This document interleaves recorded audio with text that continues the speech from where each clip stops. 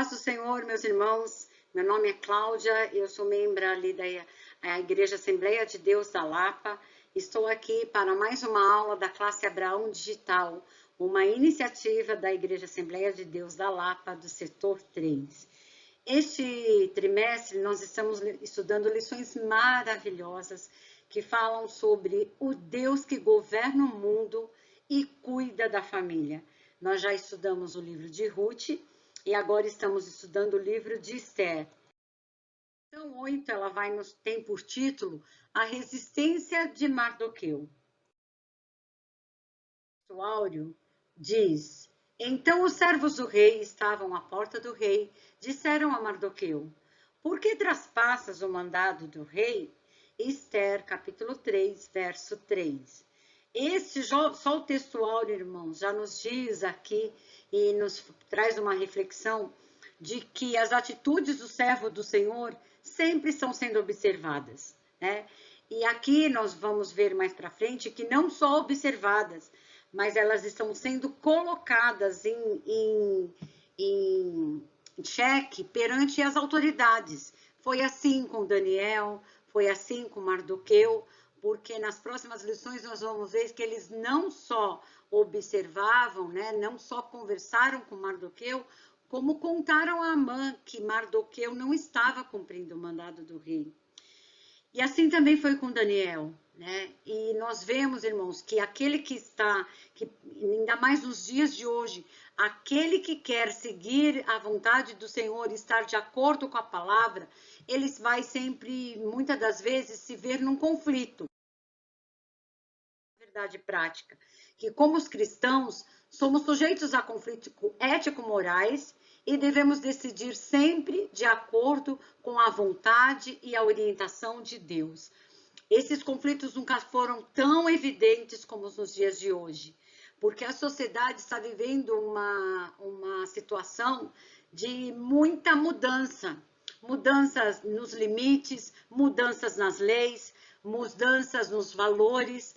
Estamos vivendo os dias em que não existem, que estão querendo dizer, né, que não existe uma verdade absoluta, mas nós cristãos temos a verdade absoluta, que é a palavra do Senhor.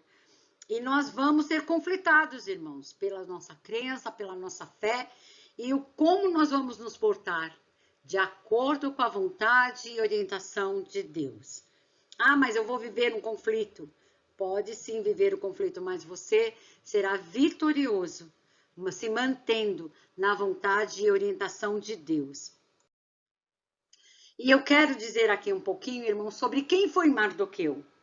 Porque Mardoqueu aparece no livro de Ruth, de Esther, como um funcionário da corte real. Né? A Bíblia não diz qual era o cargo de Mardoqueu, mas fica explícito que ele era um funcionário da corte. O livro também fala que ele é primo e pai adotivo de Esther, porque Esther ela ficou órfã de pai e mãe, e o seu primo Mardoqueu adota ela como filha. Ele não só adota, né, no sentido talvez legal, mas no sentido de sentimento mesmo, de cuidado. Isso fica muito claro no livro de Esther. E é interessante, irmãos, que às vezes a gente fala que esse livro, né, nas primeiras lições, estudamos que esse livro foi escrito no período do cativeiro. Mas apesar de não estar expresso na escrita do livro, o contexto deixa claro que Mardoqueu não veio cativo de Jerusalém, né? Ao que tudo indica, Mardoqueu nasceu durante o cativeiro e provavelmente, irmãos, ele fazia parte da segunda geração que nasceu, segunda ou terceira geração, que nasceu durante o cativeiro. Até pelo nome, o significado do nome Mardoqueu, que significa, né, pequeno Marduk, e Marduk é um deus babilônico, dá a entender que ele de fato nasceu durante o cativeiro. E é interessante aqui, irmãos, a gente pensar que apesar de não ter nascido em Jerusalém, não ter vivido a época antes do cativeiro, ele foi ensinado. porque Mardoqueu, ele se mantém firme na lei do Senhor, né? Ele é um servo de Deus, mesmo estando longe da sua pátria, mesmo não sequer ter vivido na sua terra de origem, da origem do seu povo, ele se mantém fiel a Deus, né? E apesar de ter recebido o nome de um deus da Babilônia, ele se mantém fiel. Sempre haverá, irmãos, um remanescente fiel a Deus, né? E aqui Mardoqueu é um desses remanescentes, né? Ao que tudo indica, né? A família dele era uma família nobre e talvez tenha havido, né? Vindo para o palácio, para o reinado, para ser um funcionário da corte, nessa época que vieram a primeira leva dos cativos, que a ordem de Nabucodonosor, que até então era o rei da Babilônia, era para trazer os nobres da terra. E ao que tudo indica, a família de Mardoqueu deve ter vindo nessa leva, né? Porque ele é filho de Quis, que é um benjamita, e que devia ser um desses nobres, e ele tem um filho chamado Simei, que tem um filho que chama Jair, e que tem um filho que é Mardoqueu. Então, por isso que eu falo que ele é a segunda ou terceira geração desse povo que foi cativo. E ele foi, né, levado e continuou trabalhando ali no palácio. E isso tudo, irmãos, já demonstra o cuidado de Deus com seu povo. Porque era trabalhando no palácio que o povo teria acesso às leis, às ordens, e que seria um modo do povo se preservar, mesmo estando cativo. Isso demonstra a providência divina, o cuidado de Deus para com seu povo, né, que permitiu e que pôs no coração dos reis daquela época de que uma parte dos judeus participassem do palácio. Então, nós vemos aí, irmãos, que realmente Deus é um Deus soberano e que domina sobre todas as coisas. E apesar de ter recebido esse nome, né, babilônico, de um deus da Babilônia, ele se mantém fiel e não só se mantém, mas ele cria Esther nos caminhos do Senhor. E isso me traz, assim, eu acho que é importante nós destacarmos isso com os nossos alunos, a importância da criação dos nossos filhos na palavra do Senhor. Porque quando a palavra diz que ensina o menino no caminho que ele deve andar, que quando for envelhecido não se desviará dele, a gente vê se cumprindo aqui em Mardoqueu e em Esther. E isso é muito importante, irmãos, porque nós não temos ideia da dimensão ou do quanto Deus usará os nossos filhos, né? Talvez Mardoqueu não tivesse ciência ou noção de quão grande seria o papel de Esther na história do povo judeu, né? Então, irmãos, que chame a atenção da sua classe, porque hoje em dia, irmãos, nós estamos vendo que muitos pais têm terceirizado a educação dos seus filhos, né, para a internet, para a escola, mas nós, como os cristãos, nós temos a dupla responsabilidade, tanto de educar os nossos filhos como bons cidadãos, né, pessoas de bem, mas mais do que isso, irmãos, criarmos cidadãos dos céus. E Esther, irmãos, é uma rainha obediente, né? Mesmo estando no palácio. Esther obedece seu tio Mardoqueu, né? E qual foi a ordem, né, do que o tio dela deu para ela? Que ela não dissesse a sua origem, dissesse que era judia, né? Isso porque Mardoqueu queria preservar Esther por conta até das atitudes de Amã, né? Então ela fala para Esther não revelar a sua etnia, né, que ela era uma judia. Mas Esther não só, irmãos, obedece a Mardoqueu, como ela também segue os conselhos, obedece a Hegai, que era o camareiro das mulheres, porque na lição passada nós vemos que ela poderia escolher qualquer coisa para se apresentar, né, perante o rei, mas ela segue a orientação de Hegai.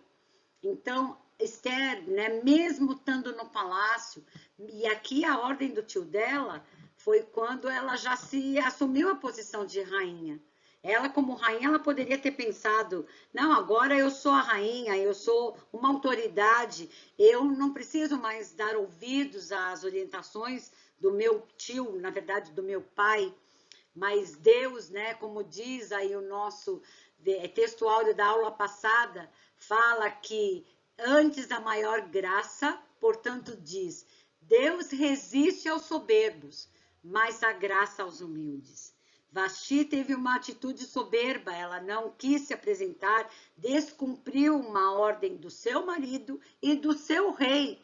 E naquela época o rei era a própria lei, uma ordem do rei era a própria lei. Ela, né, teve uma atitude soberba, mas Esther, em contraposição, tem uma atitude humilde. Ela se mantém, né, obediente, ela ouve os conselhos do tio e Deus, irmãos, dá graça. Porque quando ela se apresenta, né, o rei achou graça, né, Hegai achou graça em Esther. E isso, irmãos, a graça vem do Senhor. É o Senhor que faz isso. Então, se nós nos mantermos na humildade, Deus nos dará graça. E Mardoqueu, irmãos, a Bíblia, apesar de não dizer, né, a situação de Mardoqueu, diz somente que ele estava ali na porta do palácio, ele tem a oportunidade de descobrir uma conspiração, né? E essa conspiração, ela acontece após a guerra que o Império Persa fez contra a Grécia, que foi a Batalha de Salamina. E essa batalha, irmãs, foi terrível para o Império Persa. Eles tiveram grande prejuízo nessa guerra. Não foi uma guerra bem sucedida e talvez tenha sido isso que tivesse aumentado a tensão no palácio. Talvez tiveram alguns que discordaram da decisão de Assuero, e ainda mais após a guerra não ter sido bem sucedida, né? A Bíblia não esclarece, mas o contexto, né, leva a isso, né? E aí dois servos, né, que é Bigtan e Pérez, eles, né, tinham talvez a mesma função de Mardoqueu, né? A gente não sabe se ele era um segurança, um recepcionista, né? Mas ele ficava ali à porta. E ele ouve esses dois servos, né, tramando contra a vida do rei. E é interessante, irmãos, que o Império Persa, ele foi um império que trouxe a ideia de máquina pública, porque ele tinha muitos funcionários, né? Ele foi o império que criou, né, essa estrutura administrativa, da administração pública, o que dá a entender que os funcionários tinham um certo poder, né? Tinham acesso ao rei, participavam das decisões, e aí vem esses dois servos, né, querendo acabar com a vida do rei, né, querendo tomar o lugar, a posição. Para os irmãos terem ideia, irmãos, o Império Persa foi um império de muito conflito. Dos 15 reis do Império Persa, 8 foram assassinados. Então, Assuero talvez tivesse, né, esse pensamento, esse cuidado, e Mardoqueu, né, ele ouve isso e ele age de uma atitude muito prudente. Ele avisa Esther e fala para que Esther avise o rei. E Esther, né, mais uma vez obediente, ela vai, fala a Assuero, e o mais interessante, irmãos, ela fala e dá o crédito. Ela dá o crédito a Mardoqueu, né? Quantas vezes, né, no mundo corporativo, ou até mesmo na igreja, por que não dizermos até mesmo na igreja, né? Você pode até ter uma ideia de um projeto, né? E às vezes alguém ouve você comentar e corre na sua frente, conta a ideia como se fosse dele, né? Isso acontece. Mas Esther, irmãos, ela continua obediente e humilde, e ela dá o crédito para o tio. E é interessante, irmãos, que esse pensamento, essa usurpação de poder, esse sentimento de querer o lugar do outro, é um sentimento maligno. Porque quem foi o primeiro que teve esse sentimento, irmãos? Lúcifer, né? Vamos ler aqui Isaías 14, 12, 15, que diz: como caíste desde o céu, ó Lúcifer, filho da alva, como foste cortado por terra, tu que debilitavas as nações, e tu dizias no teu coração: Eu subirei ao céu, acima das estrelas de Deus, exaltarei o meu trono, e no monte da congregação me assentarei, aos lados do norte. Subirei sobre as alturas das nuvens e serei semelhante ao Altíssimo. Então, irmão, se você em algum momento tiver esse sentimento, clame o sangue de Jesus e repreenda, irmãos, porque esse sentimento é um sentimento maligno.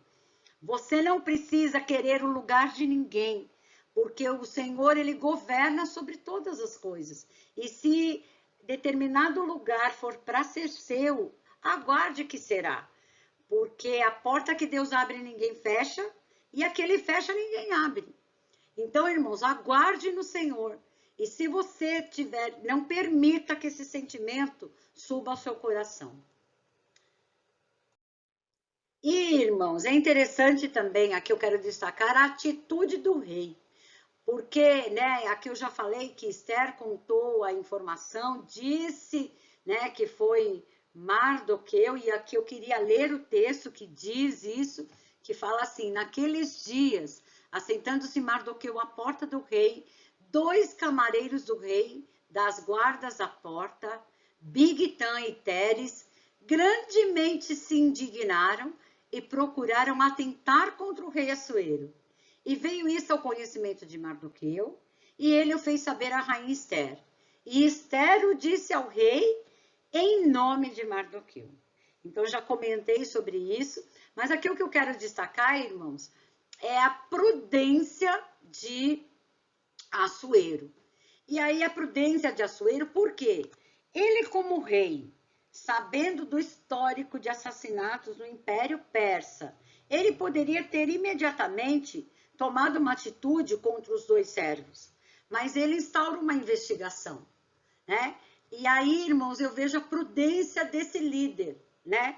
E muitas vezes, muitos de vocês, muitos irmãos aqui que estão me ouvindo, têm uma atitude de liderança. E como você está tratando as informações que chegam para você?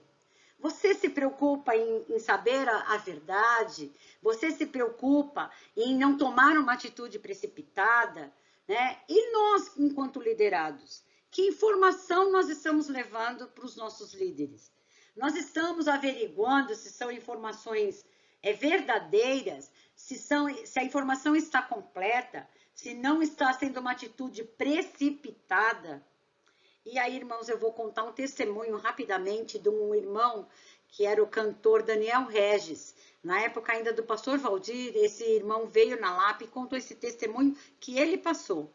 Um dia ele foi à faculdade da filha dele, buscar a filha dele. A filha dele era uma jovem, loira, muito bonita. E ele parou o carro, a filha dele entrou e tinha um irmão olhando. E do lado da faculdade, irmãos, havia um motel. E a irmã não prestou atenção de onde veio a mulher. Só viu a mulher entrando no carro do pastor, do cantor Daniel Regis. E aí, irmãos, ela vai e conta para o seu líder, para o pastor da igreja, que viu o pastor Daniel Regis saindo de um motel com uma loira. E aí, irmãos, é isso que eu estou falando, a informação foi completa. Ela tentou falar com o próprio, né, o irmão para saber, né, ela procurou entender o que tinha acontecido. Não, ela já foi falar dizendo que o irmão tinha saído do motel com uma loira.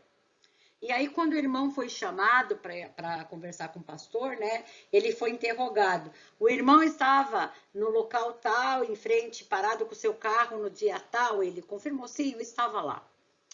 O irmão, entrou uma mulher no seu carro? Sim, entrou uma mulher no meu carro. E o que o irmão tem a dizer contra isso? O irmão pega uma mulher na porta do motel? O que o irmão tem a esclarecer sobre isso? E aí ele esclareceu. Aquela mulher loira é a minha filha. Não, aí ele trouxe a filha. E aí mostrou para a irmã, foi essa mulher, irmã? Sim, foi essa mulher, foi essa mulher. Ele falou, então, irmão, essa mulher é minha filha.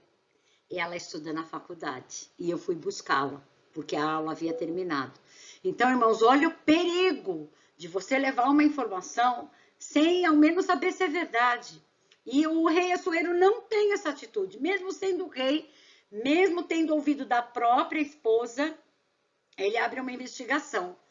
Irmãos, qual teria sido o resultado se Mardoqueu não tivesse certeza do que ele falou, né? Ele também poderia ter sido prejudicado, ele também poderia, né? O que será que teria acontecido se fosse uma informação falsa? Então, irmãos, chame a atenção dos seus alunos, da prudência que nós temos que ter tanto no ouvir como no falar alguma coisa. Porque o líder que não toma cuidado com isso, ou que ele dá muita importância, porque ele ouve, ele vai estimular um ambiente de fofoca, de intriga, né? E isso, irmãos, é o problema de muitas igrejas, né? Que Deus nos guarde, irmãos, de não sermos levados por toda a onda de conversa, mas que Deus nos dê a prudência que teve o rei Assuero.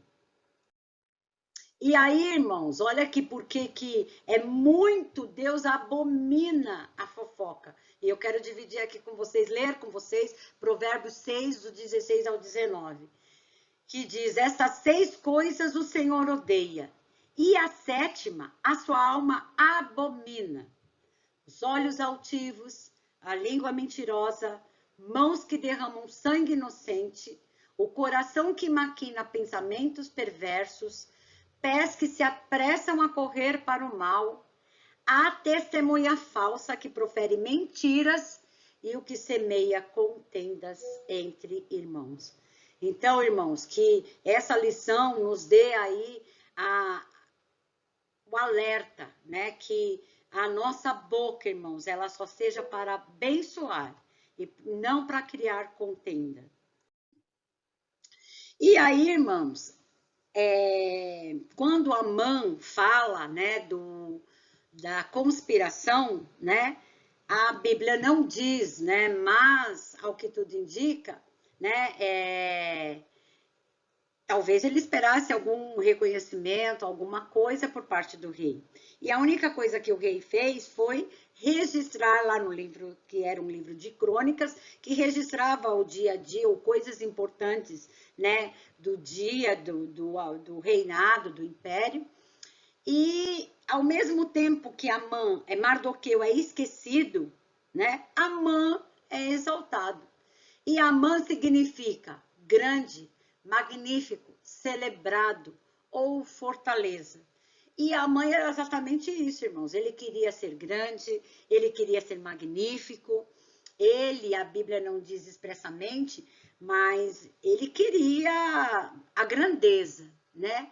E a Bíblia fala que ele era um agagita. E esse termo geralmente é usado, irmãos, para os descendentes de Agag.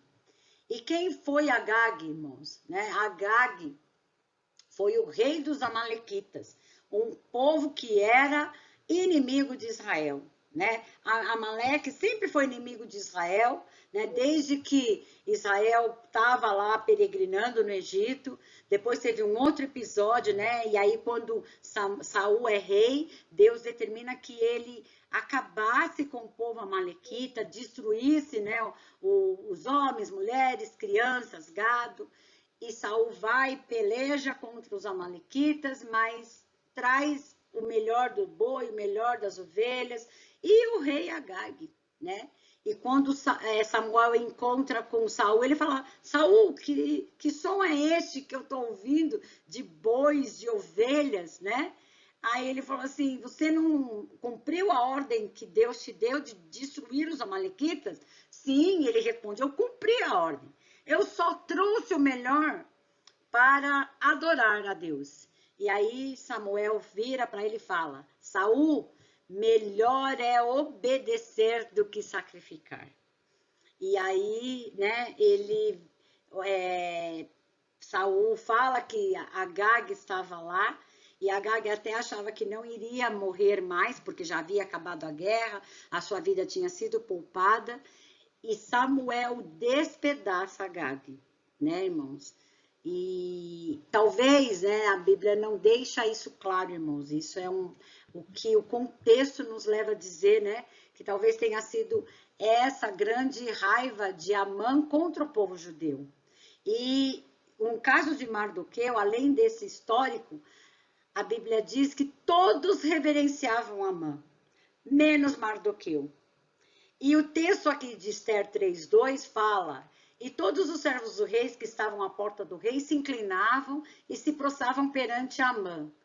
E porque assim tinha ordenado o rei acerca dele. Porém, Mardoqueu não se inclinava nem se prostrava. E quando Amã fica sabendo, e os servos questionam, que é o versículo do nosso texto áureo, a resposta de Mardoqueu é simplesmente aqui, porque ele é judeu, né? Porque judeu tinha na lei que ele não se prostrava perante outro homem, né? E Mardoqueu, como um homem temente, um homem que servia ao Senhor, ele não se prostra, né? E se o rei tinha ordenado, irmãos, será que era legítima essa exaltação de Amã? Fica aí a dúvida, né, irmãos? A gente não tem essa resposta, mas teve que ter uma ordem do rei para essa, né? E ao mesmo tempo que Amã é exaltado, Mardoqueu é esquecido. E muitas vezes, irmãos, a gente pode ser, né? A gente pode ser tentado, irmãos, ou a gente pode ser abalado, né?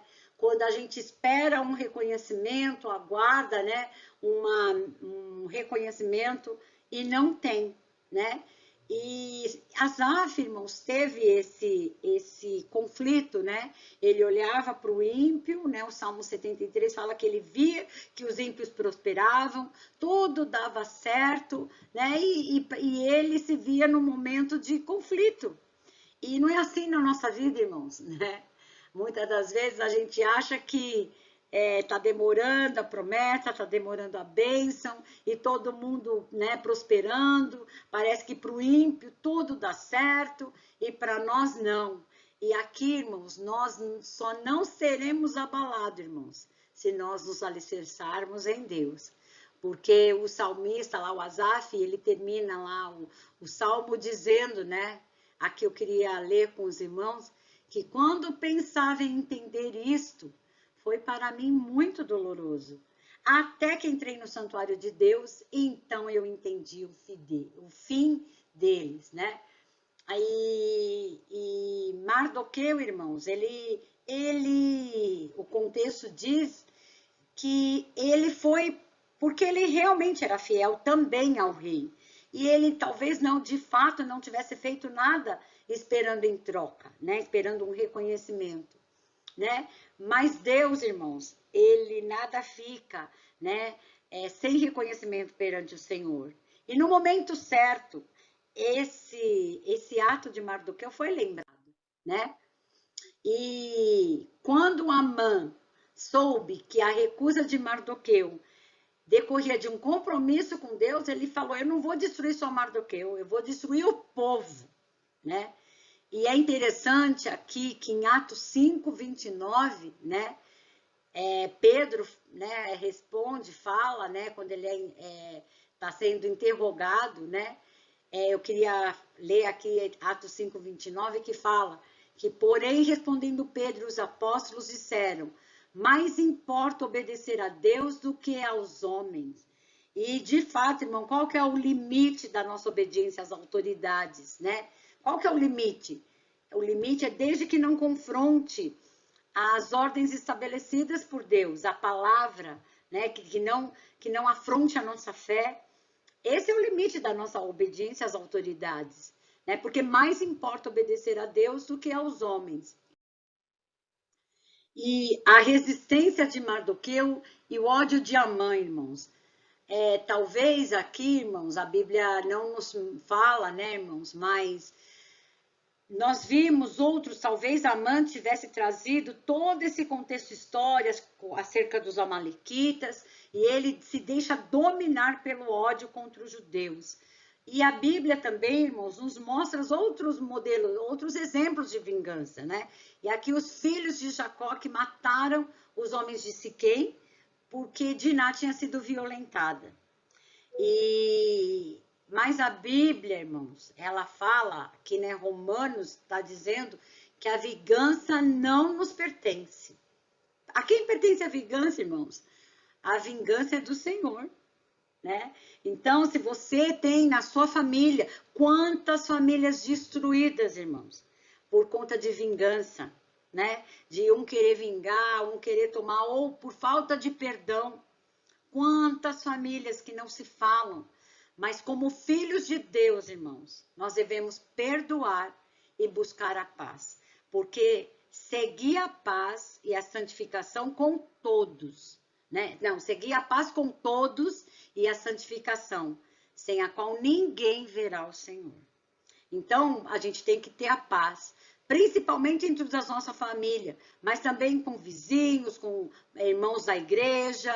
Irmãos, se você sofreu um dano, entregue nas mãos do Senhor.